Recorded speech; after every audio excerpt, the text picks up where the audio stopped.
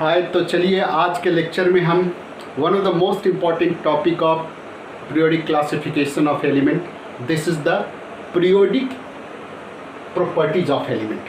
Periodic properties of element, जिसको simply periodicity of element कहते हैं। जैसे शब्द है सर पीरियोडिक प्रॉपर्टीज, प्रॉपर्टीज को यदि हटा दीजिए, प्रॉपर्टीज मतलब तो प्रॉपर्टीज होता है, एलिमेंट्स का प्रॉपर्टीज, एलिमेंट्स का प्रॉपर्टीज क्या होता है, उसका मेल्टिंग पॉइंट है, बॉइलिंग पॉइंट होता है, उसका एटॉमिक रेडियस, ये सब प्रॉपर्टीज है।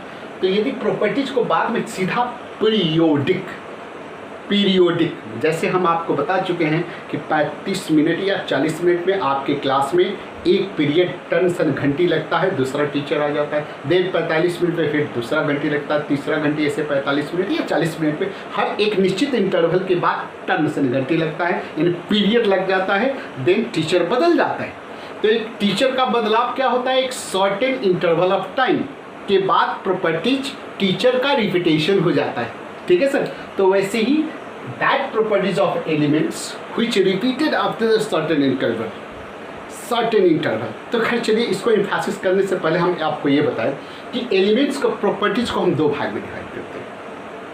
पहले ऐसे समझिए, हम पीरियोडिक शब्द को एम्फेसिस करने से पहले ये ऐसे समझिए, एलिमेंट्स को प्रॉपर्टीज को दो कैटेगरी में हम बनाते हैं। पहला, मान लीजिए ये एलिमेंट है, तो इस एलिमेंट्स का वह प्रॉपर्टीज, ये एलिमेंट है, इसका वह प्रॉपर्टी जो इसके एटम पर डिपेंड करता है, नहीं, ये उसके एटम का प्रॉपर्टीज है। जैसे हम कहें कि the various properties of element divided into two category, मैंने ये यदि एलिमेंट मान लिए तो इसके प्रॉपर्टीज को दो कैटेगरी में डिवाइड कर दें।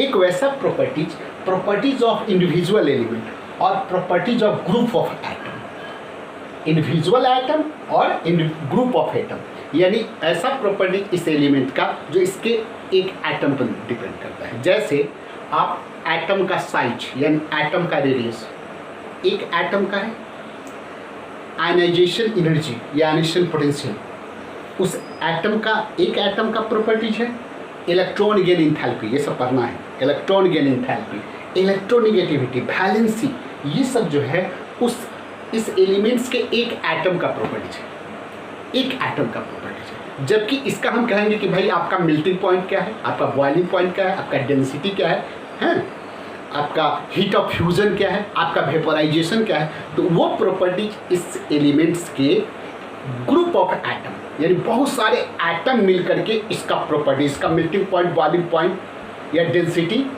एक एटम नहीं, ग्रुप ऑफ एटम मिलके इसका डेंसिटी डिटरमाइन करेगा, इसका melting point, boiling point determine करेगा।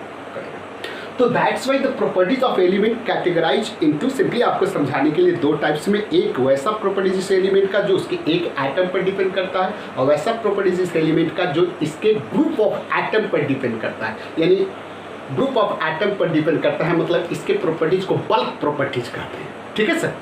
तो चाहे वो इंडिविजुअल एटम पर, ये ऐसे सिंपल लिखा हुआ है, समझने के लिए ये सब कुछ बात नहीं है, ये चाहे वो एक एटम पर डिपेंड करता हो, चाहे ग्रुप ऑफ एटम पर डिपेंड करता है, ऑल दीज प्रॉपर्टीज, कौन, एटॉमिक रेडियस या ionic radius, ionisation enthalpy, electron gain, electronegativity, valency, ये आप समझ रहे हैं, ये ऑल दीज प्रॉपर्टीज डायरेक्टली, जैसे ये देखिए, ये जो एक एटम पर डिपेंड करता है, that is directly depend on electronic configuration, electronic configuration पर डिपेंड करता है। एटॉमिक साइज है, आयनाइजेशन एनर्जी, माने इलेक्ट्रॉन को निकालने में जो एनर्जी लगता है, इलेक्ट्रॉन यानी इलेक्ट्रॉन जब लेता है, जब एटम इलेक्ट्रॉन लेता है, electron gain energy, electronegativity, valency, ये उसके डायरेक्टली उस एटम के इलेक्ट्रॉनिक कन्फिगरेशन पर डिपेंड करता है। जबकि ये सब प्रॉपर्टीज कौन है, melting point, boiling point, density, heat of fusion, vaporisation, electronic configuration पर डिपेंड करता है, लेकिन थोड़ा इनडायरेक्टली डिपेंड करता है। तो that's why this two properties directly, ये सब डायरेक्टली और ये सब indirectly related to electronic configuration, यानी ऑल दिस प्रॉपर्टीज डायरेक्टली या indirectly related to electronic configuration.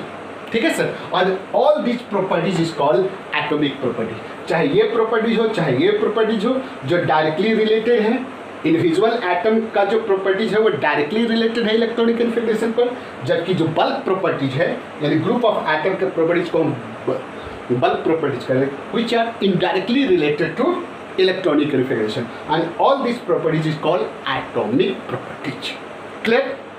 और एटॉमिक प्रॉपर्टीज चाहे वो डायरेक्टली डिपेंड करता है, इनडायरेक्टली किस पर डिपेंड करता है, इलेक्ट्रॉनिक कन्फिग्रेशन पर डिपेंड करता है। और आपको पता है कि electronic configuration is periodic function of atomic number, यानी when we move with rise in atomic number, periodic function of atomic number का क्या मतलब है, with increase in atomic number there is a regular repetition in electronic configuration, and same electronic configuration when we increase the atomic number a same electronic configuration repeated after certain regular interval। नहीं, जैसे यदि हम इसमें बढ़ते हैं, हम ऐसे बढ़ते हैं, यहाँ से हम ऐसे बढ़ते जाते हैं, इंक्रीज करते हैं एटॉमिक नंबर को बढ़ाते हैं, तो सर्टेन रेगुलर इंटरवल के बाद हमारा देख लीजिए, यहाँ से यदि बढ़े तो कितना 8 के बाद देखिए सर यहाँ आ गए। यहाँ क्या है, इसका क्या खासियत है कि इसके आउटर मोस्ट ऑर्बिट में यदि एक इलेक्ट्रॉन है इसमें भी है, फिर ऐसे ही बढ़ेंगे तो 8 के बाद देखिए फिर ऐसे यहाँ आ गया, एक सर्टेन रेगुलर इंटरवल के बाद इलेक्ट्रॉनिक कन्फिग्रेशन सेम है। तो ग्रुप में यदि बढ़ेंगे तो निश्चित रूप से इलेक्ट्रॉनिक कन्फिग्रेशन सेम है। क्या ग्रुप के इलेक्ट्रॉनिक कन्फिग्रेशन का क्या खासियत होता है sir, all this number of valence electron सबका सेम होता है, नंबर ऑफ वैलेंस। जैसे इस ग्रुप में देखिए सबका वैलेंस इलेक्ट्रॉन एक है, अंतर क्या है, उसका आउटर इलेक्ट्रॉनिक कन्फिग्रेशन बढ़ रहा है, outer electronic configuration, outer orbit बढ़ रहा है। वैसे ही यदि पीरियड में बढ़ेंगे, फिर सुन लीजिए ग्रुप में क्या खासियत है, ग्रुप में क्या खासियत कि सब में वैलेंस इलेक्ट्रॉन सेम होगा लेकिन आउटर मोस्ट सेल नंबर क्या होगा, बढ़ रहा होगा। तो एक पैटर्न है ना सर, वैसे ही पीरियड यदि हम जाएंगे तो सबका वैलेंस सेल सेम होगा और उसमें इलेक्ट्रॉन ग्रेजुअली इंक्रीज करेगा, यानी इलेक्ट्रॉनिक कन्फिग्रेशन का एक निश्चित पैटर्न है, यानी सेम इलेक्ट्रॉनिक कन्फिग्रेशन एक सर्टेन इंटरवल के बाद रिपीट करता है। ठीक है सर, तो दैट्स वाई यदि एटॉमिक प्रॉपर्टीज इलेक्ट्रॉनिक कन्फिग्रेशन पर डिपेंड करता है और इलेक्ट्रॉनिक कन्फिग्रेशन अपने आप में पीरियोडिक फंक्शन है एटॉमिक नंबर का नहीं, तो that's why this atomic properties is simply called periodic properties. ठीक है सर, इसलिए जितना भी ये एटॉमिक नंबर है, एटॉमिक प्रॉपर्टीज आप पढ़ रहे हैं, all this atomic properties, that is why this simply called periodic properties. ठीक है सर, तो पीरियोडिक प्रॉपर्टीज क्या हुआ, तो पीरियोडिक प्रॉपर्टीज वही है, रिपीटेशन इन प्रॉपर्टीज। तो चलिए आप इस बात को समझिए, चलिए इसको हम लोग लिखेंगे, कॉपी कर लीजिए थोड़ा सा। तो जैसा कि हमने अभी पीरियोडिक प्रॉपर्टीज ऑफ एलिमेंट्स को समझा था, तो इसको डिफाइन कैसे करेंगे, what is periodic properties. Periodic properties तो समझिए, एटॉमिक प्रॉपर्टीज क्या है, वही atomic radius, atomic radius, ionisation, electron affinity, वो सब, that is atomic properties and उसी को हम periodic property. Why these are periodic properties, ये हम डिस्कस कर चुके हैं। फिर एक बार और देख ले कि पीरियोडिक प्रॉपर्टीज को डिफाइन कैसे करेंगे, तो वैसा प्रॉपर्टीज एलिमेंट्स का नहीं, वैसा प्रॉपर्टीज एलिमेंट का जो डायरेक्टली इनडायरेक्टली इलेक्ट्रॉनिक कन्फिग्रेशन पर निर्भर करता है। और यदि हम ग्रुप और पीरियड में यदि हम बढ़ते हैं तो उसमें एक रेगुलर ग्रेडिएशन होता है। रेगुलर ग्रेडिएशन होता है मतलब एक या तो वो घटता है या बढ़ता है, नहीं। ठीक है सर, तो that property is called periodic property. तो हम इसको डिफाइन कैसे करेंगे, the properties of element which directly और indirectly related to electronic configuration which show regular gradation, what is the meaning of regular gradation? Regular gradation का मतलब या तो increase करता है या decrease करता है। when we move left to right in period या from top to bottom in a group, it's called periodic properties। ठीक है सर, periodic properties क्या है, वैसा प्रॉपर्टीज जो डायरेक्टली और इनडायरेक्टली इलेक्ट्रॉनिक कन्फिग्रेशन पर डिपेंड करता है और जिसमें which show a regular gradation लिखा है, which show a regular gradation। what is the meaning of regular gradation? मतलब या तो वो इंक्रीज करता है या डिक्रीज करता है, कब, जब हम लेफ्ट टू राइट किसी पीरियड में बढ़ते हैं या टॉप टू बॉटम ग्रुप में बढ़ते हैं, तो this is called periodic property. तो आपसे कोई पूछे कि what is the reason of periodicity of elements, यानी वो एलिमेंट्स का प्रॉपर्टी जो रिपीट करता है, पीरियोडिसिटी जो होता है उसका कारण क्या होता है, कारण तो दो है सर। वो जितना भी है, क्या चीज़ जितना भी है, वो एलिमेंट्स, ये जो पीरियोडिक प्रॉपर्टीज है मेनली इलेक्ट्रॉनिक कन्फिग्रेशन पर डिपेंड करता है। और इलेक्ट्रॉनिक कन्फिग्रेशन का क्या हालत है सर, कि सेम इलेक्ट्रॉनिक कन्फिग्रेशन एक सर्टेन रेगुलर इंटरवल के बाद रिपीट करता है। इलेक्ट्रॉनिक कन्फिग्रेशन ही रिपीट करता है तब प्रॉपर्टीज बात तो रिपीट करवे करेगा नहीं, एक सर्टेन रेगुलर इंटरवल के बाद इलेक्ट्रॉनिक कन्फिग्रेशन रिपीट करता है तो प्रॉपर्टीज भी रिपीट करेगा। साथ साथ दूसरा कारण ये है सर कि पीरियोडिक टेबल बनाने वाले ने इस ढंग से बनाया है, ठीक है, कि उसका प्रॉपर्टीज रिपीट करे। एंड वो ऐसे कैसे बनाया है, वैसे बनाया जैसे मैजिक नंबर, यानी 2, 8, 18, 18, 32 जो है वो एक रेगुलर इंटरवल के बाद एलिमेंट्स को सेम ग्रुप में रख दिया है ना। तो प्रॉपर्टीज भी सेम ग्रुप में क्यों रखा, कि प्रॉपर्टीज रिपीट करता है। तो आपसे कोई पूछेगा तो दो कारण से कहेगा कि पहला, ये जो पीरियोडिसिटी ऑफ एलिमेंट्स है, यानी प्रॉपर्टीज जो एलिमेंट्स का प्रॉपर्टीज जो रिपीट करता है उसका कारण क्या है, तो दो कारण है। क्या कि पहला, उसका ये प्रॉपर्टीज इलेक्ट्रॉनिक कन्फिग्रेशन डिपेंड करता है और इलेक्ट्रॉनिक कन्फिग्रेशन एक सर्टेन रेगुलर इंटरवल के बाद रिपीट करता है नहीं। और दूसरा, पीरियोडिक टेबल बनाने वाले ने इस ढंग से बनाया है कि एक रेगुलर इंटरवल यानी मैजिक नंबर जिसको कहते हैं 2, 8, 18, 32, 32 के बाद प्रॉपर्टीज रिपीट करता है। तो that's why this is the cause of periodicity of element. तो ये आपको जो हम अभी समझा रहे थे वही यहाँ लिखे हैं, ये आप इसको कॉपी कर सकते हैं। चलिए कॉपी कर लीजिए। तो एक बात आप ये बताइए सर कि ये पीरियोडिक प्रॉपर्टीज में हमको आप बारी बारी से सब पढ़ना है।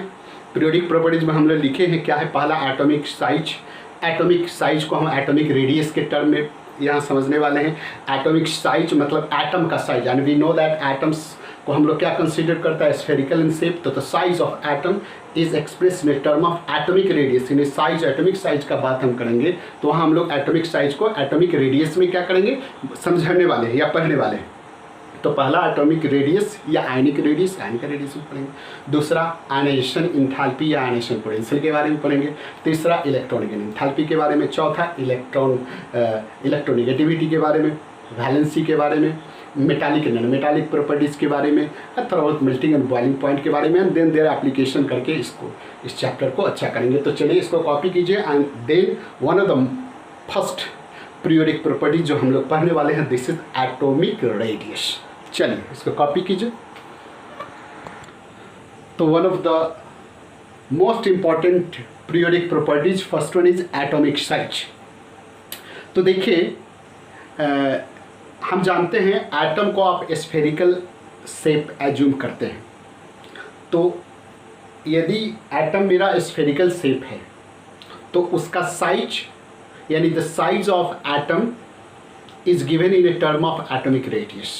यदि हम एटम का साइज कहते हैं मतलब स्फीयर का रेडियस हम निकाल लें तो वो साइज हम उसका बता सकते हैं। या हम यूँ कहें कि एटम का size given in a term of atomic radius because it considered in a spherical shape। तो चलिए, तो एटॉमिक रेडियस क्या है, एटम का रेडियस आप जानते हैं। यदि एटम को स्फेरिकल शेप देखिए, यहाँ अभी केवल यहाँ देखिए, यदि ये न्यूक्लियस है और ये ऑर्बिट है, ये ऑर्बिट है, ये ऑर्बिट, ऐसे बना लिए।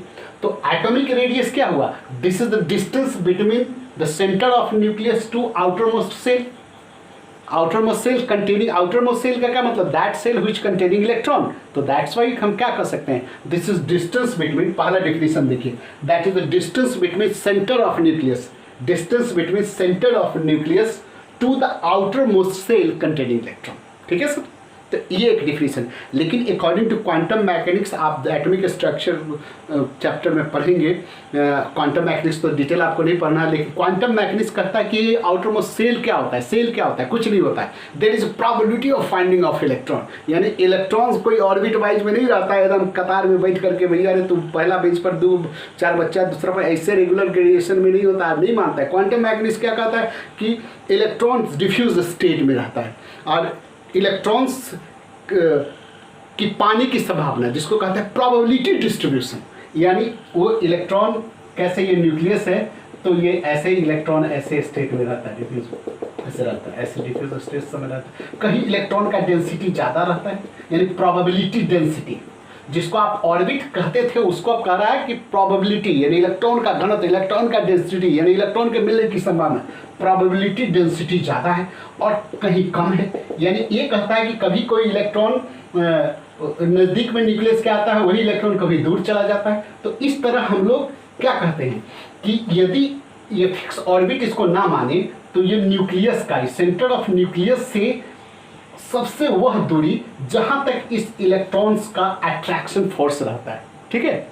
यानी न्यूक्लियस से वह, this is distance between centre of nucleus, this is distance centre of nucleus to the point, वह पॉइंट तक जहां न्यूक्लियस का अट्रैक्शन फोर्स रहता है।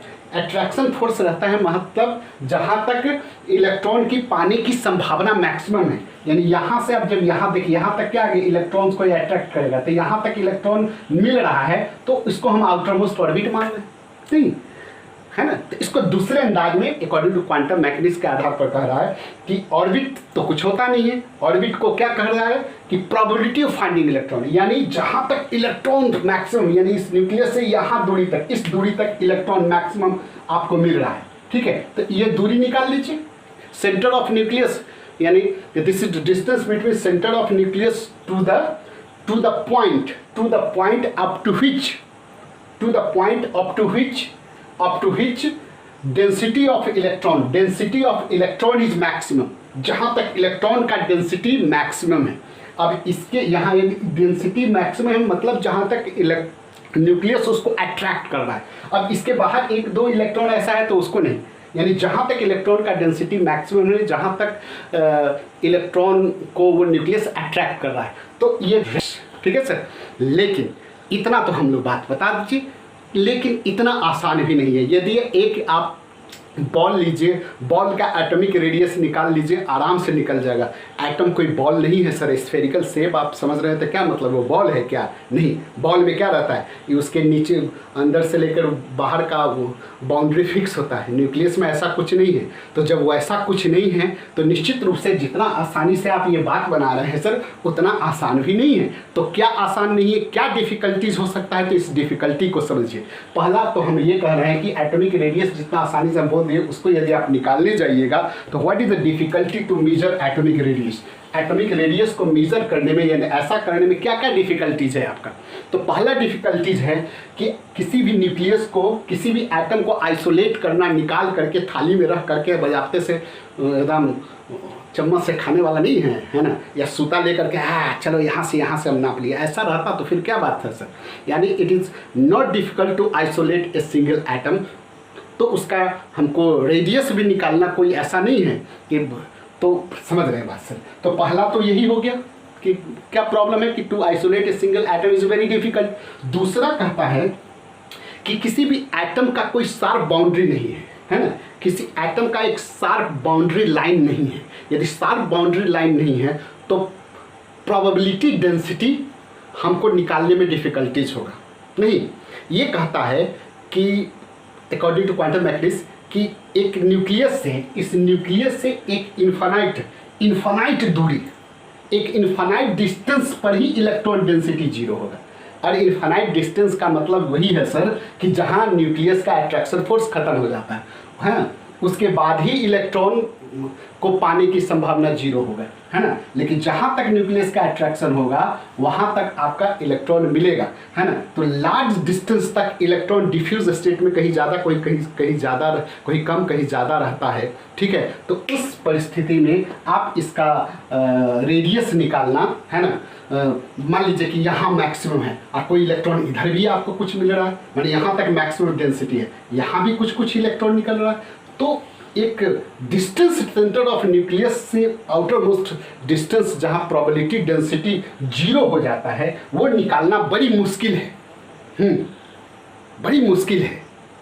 तो दैट्स वाई हमको एटॉमिक रेडियस निकालने में भी बड़ी मुश्किल है। तो दूसरा पॉइंट हो गया। तीसरा पॉइंट कहता है, मान लीजिए ये एटम है, मान लीजिए ये कोई एलिमेंट्स का एटम है सर।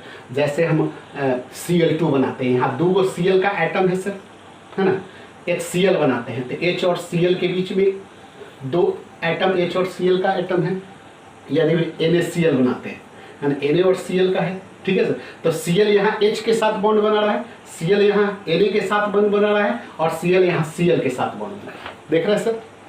तो कहता है इस एटम का डिस्ट्रीब्यूशन, क्लोरीन के एटम में इलेक्ट्रॉन का डिस्ट्रीब्यूशन यानी एटॉमिक रेडियस, इस पर भी निर्भर करता है कि किसी मॉलिक्यूल में वो किसके साथ बॉन्डेड है ना। यानी दूसरा फैक्ट लिखे हैं, probability density of electron in atom, probability density of electron in atom also depend on other atom in that molecule. यानी उस मॉलिक्यूल में दूसरा एटम कैसा है उसके आधार पर भी इसका एटम का डिस्ट्रीब्यूशन डिफरेंट होगा, यानी उसका साइज डिफरेंट होगा।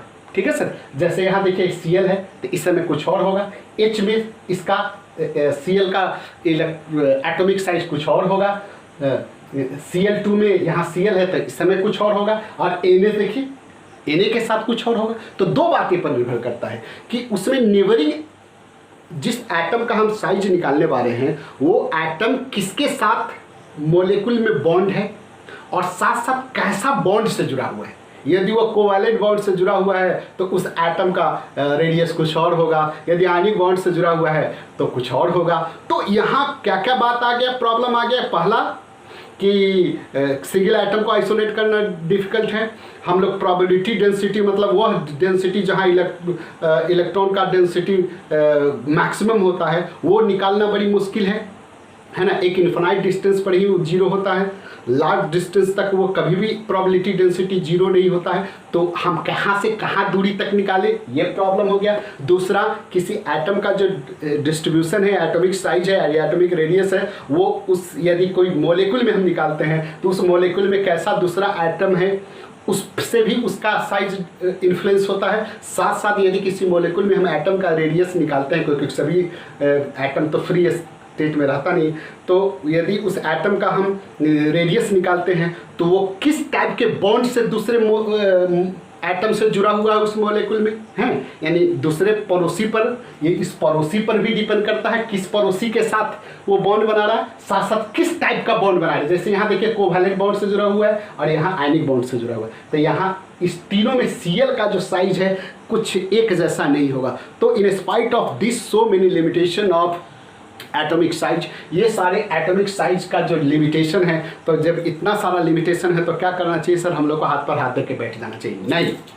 तो हमको करना क्या चाहिए? हमको नहीं करना चाहिए। साइंटिस्ट लोग कहा कि देखिए जब ये सारे प्रॉब्लम है तो in spite of this limitation है ना, in a practical point of view, operational point of view, in a practical approach लेते हुए on the basis of chemical bond के आधार पर एटॉमिक साइज या atomic radius broadly classified into 4 types, नहीं 3 types कहिए। कौन कौन? कोवैलेंट, वान डेर वाल और और मेटालिक, और एक मान लीजिए आयन का atomic ionic size and ionic radius. तो 4 on the basis of chemical bond, atomic size या atomic radius broadly classified into 4 types आप बोल सकते हैं। क्या क्या? Covalent radius, van der Waals radius, metallic radius and 4th one is कौन? Ionic radius. तो ये इसका कहानी है। तो चलिए हम लोग पढ़ने जा रहे हैं क्या चीज़? Covalent radius. तो चलिए इसको कॉपी कर लीजिए।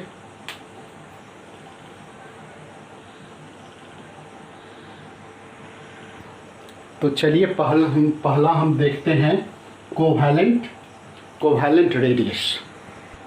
क्या देखना है? Covalent radius.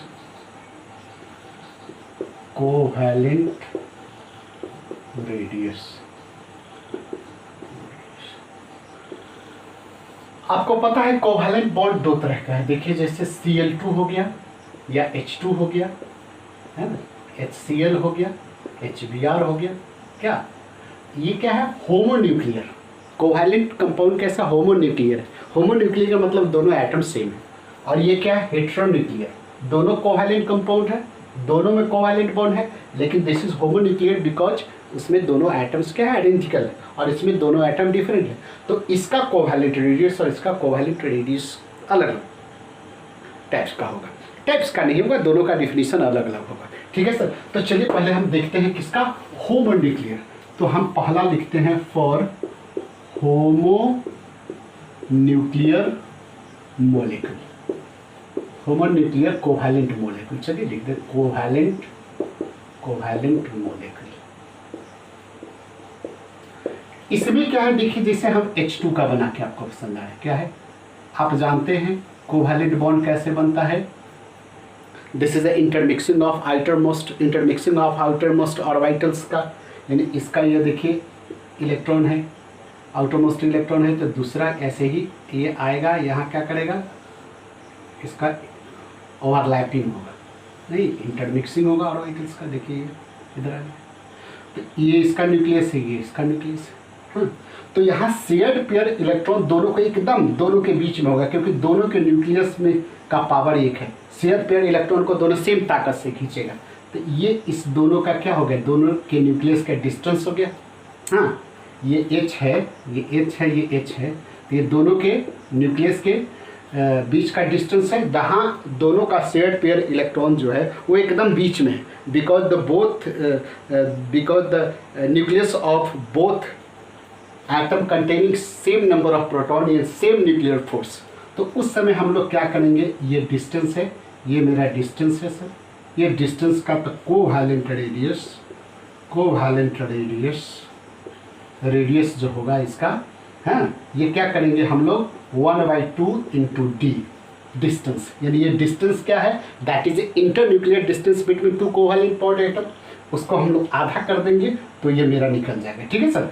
तो यहाँ ये डिस्टेंस होता है 74 पिकोमीटर, हाइड्रोजन के केस में 74 पिकोमीटर।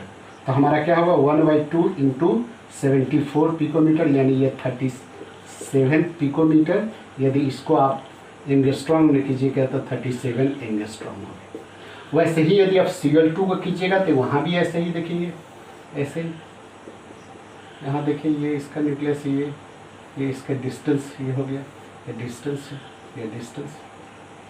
ये डिस्टेंस यहाँ 198 पिकोमीटर होता है। तो यहाँ भी कोवैलेंट रेडियस क्या हो गया, कोवैलेंट रेडियस 1/2 डी किसका है, ए मतलब यहाँ क्या हो गया HH, नहीं HH के बीच का डिस्टेंस, यहाँ क्या है Cl के बीच का डिस्टेंस, यानी इंटरन्यूक्लियर डिस्टेंस है, ये 198 पिकोमीटर, दैट इज 99 पिकोमीटर, यानी इसको 0.99 एंगस्ट्रॉम हो गया। ठीक है सर। तो और ये इंटरन्यूक्लियर डिस्टेंस ही हमारा क्या है, कोवैलेंट बॉन्ड होता है, कोवैलेंट बॉन्ड लेंथ होता है। तो चलिए इसको कॉपी कीजिए। तो हम लोग क्या करें, इसका डिफिनीशन लिख देते हैं। कहाँ लिखे, इसको मिटा देते हैं। क्या लिखे, 10 कोवैलेंट रेडियस का डिफिनीशन क्या देंगे, it is half of distance between centre of nucleus of two covalent bonded same element in molecule. Distance between center of nucleus मतलब internuclear distance.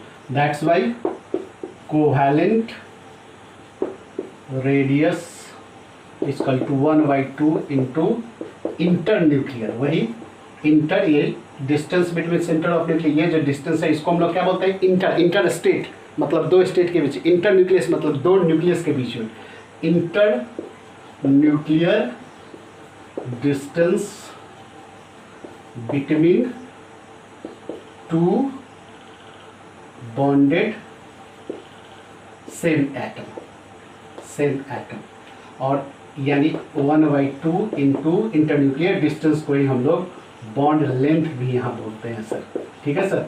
और इसी डिफिनीशन के आधार पर ये आपका है, देखिए इसको हम के आधा कर दिए, यहाँ ये के आधा कर दिए। तो ये मेरा है covalent radius in case of homo nuclear के केस में, है ना। होमो न्यूक्लियर मतलब दोनों न्यूक्लियस हमारा क्या है, सेम है, दोनों एटम मेरा क्या है, दोनों एटम मेरा सेम है, तो उस केस में हम लोग क्या करेंगे, सीधा हाफ कर देंगे। तो यहाँ ये जो डिस्टेंस यानी ये क्या निकला, ये कोवैलेंट रेडियस मतलब क्या होगा, ये निकला, यही ना होगा सर, ये रेडियस, ये मेरा क्या हो गया, एच का हो गया, यही सेम यहाँ ये एच का आधा आधा दोनों का बढ़ गया, यहाँ भी क्या हो गया, यानी ये डिस्टेंस का मतलब ये जो डिस्टेंस है, ये डिस्टेंस है, ये डिस्टेंस मेरा क्या कहला है, कोवैलेंट रेडियस कहला है। चाहे यहाँ से ये डिस्टेंस निकालिए, ये डिस्टेंस, ये भी मेरा कोवैलेंट रेडियस हो गया, नहीं दोनों का। लेकिन ये क्यों है, हाफ क्यों कर दिए, क्यों कर दिए कि दोनों का कंट्रीब्यूशन एक, दोनों का पावर एक था तो आधा कर दिए। लेकिन जब दोनों अलग अलग होगा, जब दोनों अलग अलग होगा तो उस समय बात, यानी दोनों कोवैलेंटली बॉन्डेड एटम डिफरेंट होगा तो उस समय हाफ करने से काम नहीं चलेगा। क्यों, तो चलिए इसको कॉपी कीजिए, दिन हम बताते हैं आपको। यहाँ देखिए, यहाँ कोवैलेंटली बॉन्डेड सेम एलिमेंट मतलब सेम एटम, हाँ, यहाँ टू बॉन्डेड सेम एटम मतलब एलिमेंट, है ना, एलिमेंट का ही एटम होता है तो इतना कुछ बात नहीं, चलिए इसको कॉपी कर लीजिए। तो नेक्स्ट हम देखते हैं हेट्रोन्यूक्लियर कोवैलेंट बॉन्ड के लिए, जैसे वैसा कोवैलेंट कंपाउंड जिसमें दोनों एटम डिफरेंट है, इसको हम दो भागों में डिवाइड करके समझते हैं। यानी एक ऐसा हेट्रोन्यूक्लियर मॉलिक्यूल, ऐसा हेट्रोन्यूक्लियर कोवैलेंट मॉलिक्यूल जिसके दोनों एटम के बीच का इलेक्ट्रोनेगेटिविटी डिफरेंस में बहुत कम का डिफरेंस है, या लगभग बहुत कम का डिफरेंस है, या सेम है। दो अलग अलग एटम्स का भी इलेक्ट्रोनेगेटिविटी डिफरेंस सेम हो सकता है सर, होता है, देखिएगा। तो कैसा molecule, heteronuclear molecule with less difference, less electronegativity difference, या यूँ कहिए, या सेम इलेक्ट्रोनेगेटिविटी। एक इसके बारे में हम चर्चा करेंगे, और दूसरा चर्चा करेंगे वैसा हेट्रोन्यूक्लियर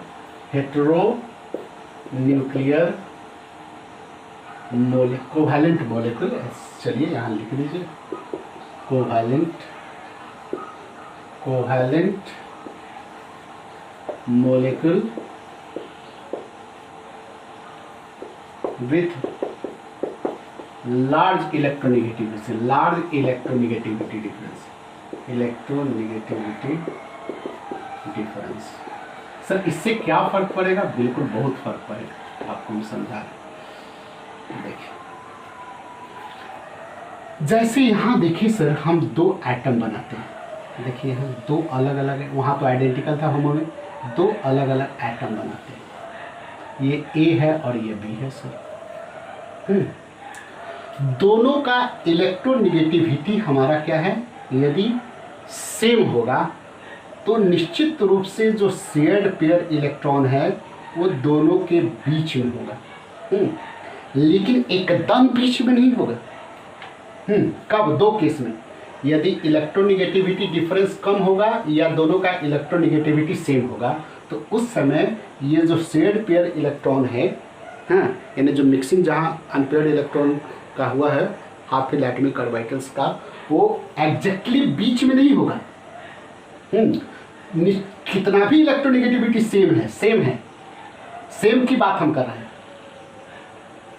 थोड़ा सा किसी न किसी एक और इंक्लाइंड होगा, एक और झुका है, सेम होने के बावजूद भी, और थोड़ा डिफरेंस होगा तो निश्चित रूप से थोड़ा जिसका ज़्यादा होगा उसकी ओर खींचा होगा। तो उस समय हाफ जैसा होमोन्यूक्लियर में करते थे, यहाँ आपको नहीं करना होगा। तो आप क्या कीजिएगा सर, उस समय ये डिस्टेंस आप निकालिएगा, ये डिस्टेंस निकालिएगा, क्या ये डिस्टेंस यदि आप निकाल लेते हैं, ठीक है सर, और यदि एक का, मान लीजिए ये हमारा रेडियस है ए का और ये हमारा रेडियस है बी का, निकाल लेते हैं, यदि ये डिस्टेंस यदि आप पता कर लीजिएगा, ठीक है, और एक का एटॉमिक रेडियस यदि आपको पता है तो दूसरे का आराम से निकाल लीजिए। जैसे एग्जांपल हम देते हैं, ये CI में, यहाँ दोनों का इलेक्ट्रोनेगेटिविटी कार्बन एंड आई दोनों का बराबर है 2.5 है। ठीक है सर, 2.5 है।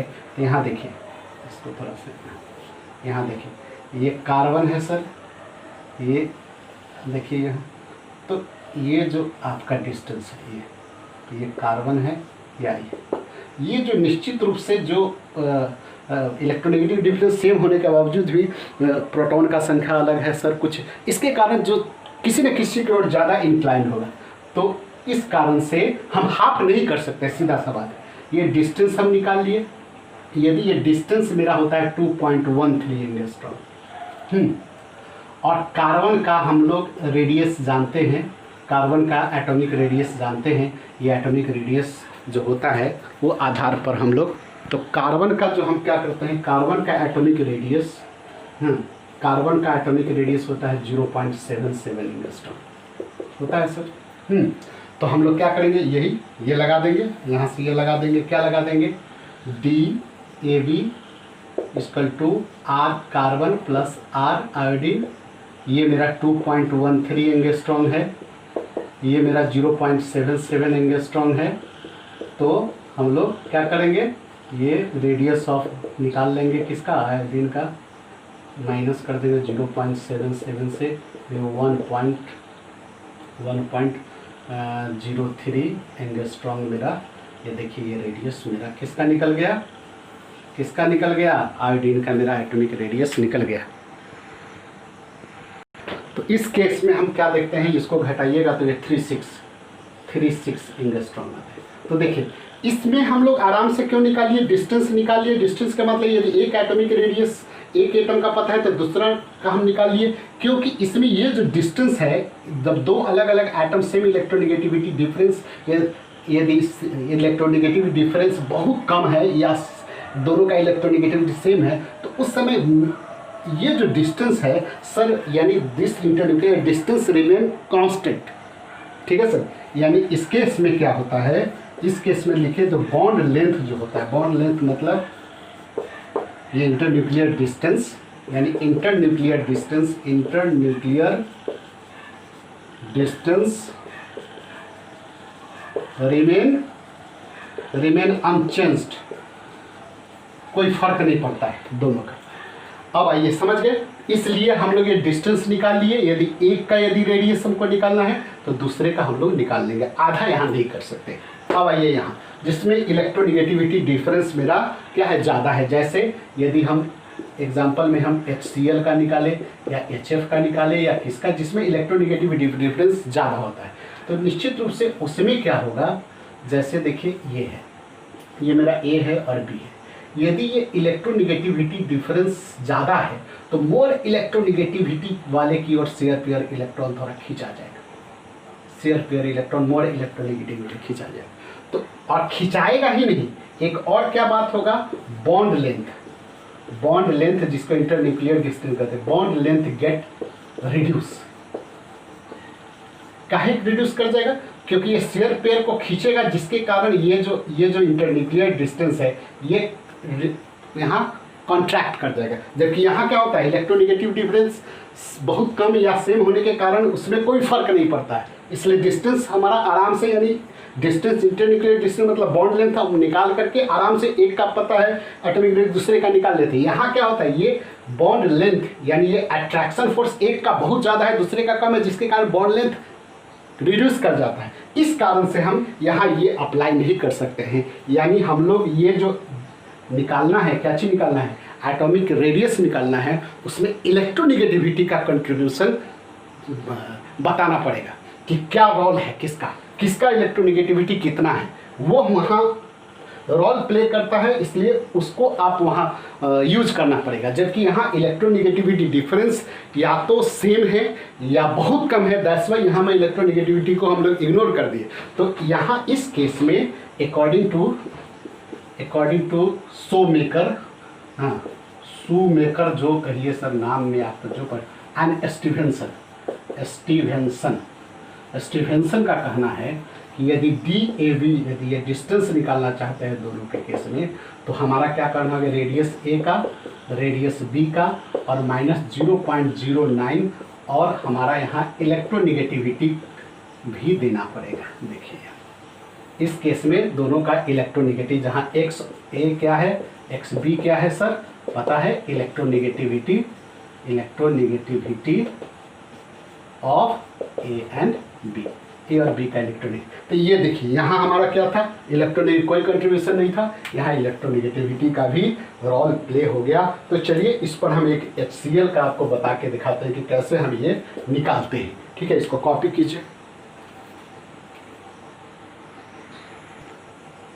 तो देखिए हम एक क्वेश्चन जस्ट उसी पर शॉमेकर और स्टीवेंसन के फार्मूला पर लिखे हैं कि बॉन्ड लेंथ Cl2 और H2 दिया हुआ है, यानी होमोन्यूक्लियर है, उसका बॉन्ड लेंथ दिया हुआ है। बॉन्ड लेंथ मतलब इंटरन्यूक्लियर डिस्टेंस दिया हुआ है। तो आप बॉन्ड लेंथ निकालिए किसका, HCl का, मतलब ये हेटेरोन्यूक्लियर का बॉन्ड लेंथ निकालिए। हाँ, जबकि आपका बॉन्ड लेंथ किसका, Cl2 और H2 का दिया हुआ, और ये फार्मूला।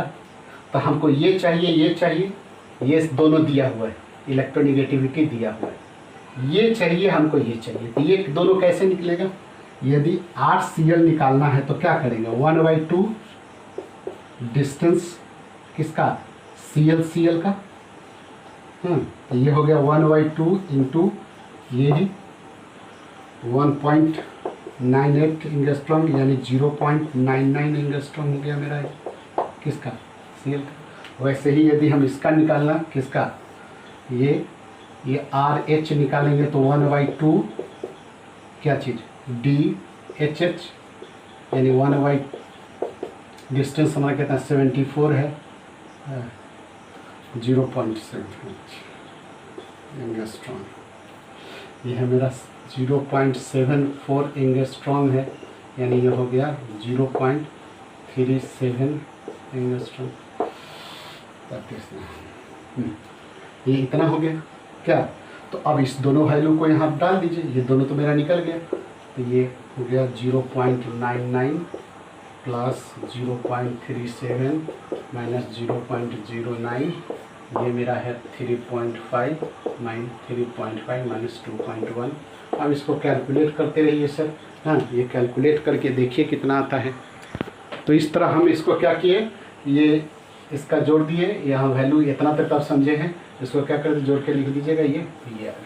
ये क्या निकला, तो this is distance, internuclear distance. ये क्या निकला, ये H और Cl के बीच का डिस्टेंस निकल गया। ठीक है सर, ये डिस्टेंस निकला, इंटरन्यूक्लियर डिस्टेंस निकला। यही कह रहा, यही इंटरन्यूक्लियर डिस्टेंस क्या होता है, बॉन्ड लेंथ होता है। तो दिस इज योर क्या चीज़, कोवैलेंट रेडियस। वैसे ही हम लोग वन वाले रेडियस देखेंगे, देन मेटालिक रेडियस देखेंगे, देन इसका पीरियोडिक ट्रेंड्स देखेंगे कैसे क्या होता है। ठीक है सर, और देन आगे बढ़ेंगे। तो चलिए आप जानते हैं कि क्या हमारा ये जो वीडियो है, प्रीवियस वीडियो जो पिछले वाला वीडियो है उसका भी लिंक दिया हुआ रहता है। हर वीडियो के आप डिस्क्रिप्शन बॉक्स में जाएंगे तो प्रीवियस वीडियो और आने वाले वीडियो, यानी यदि यदि लेक्चर नंबर 5 है तो 4 का भी और 6 का भी, दोनों का लिंक डिस्क्रिप्शन बॉक्स में दिया रहता है। तो आप उसको ज़रूर देखिए ताकि आप उसको अच्छा से समझने में आपको कोई दिक्कत नहीं हो, और चैनल को सब्सक्राइब भी कर लिया कीजिए सर। Thank you.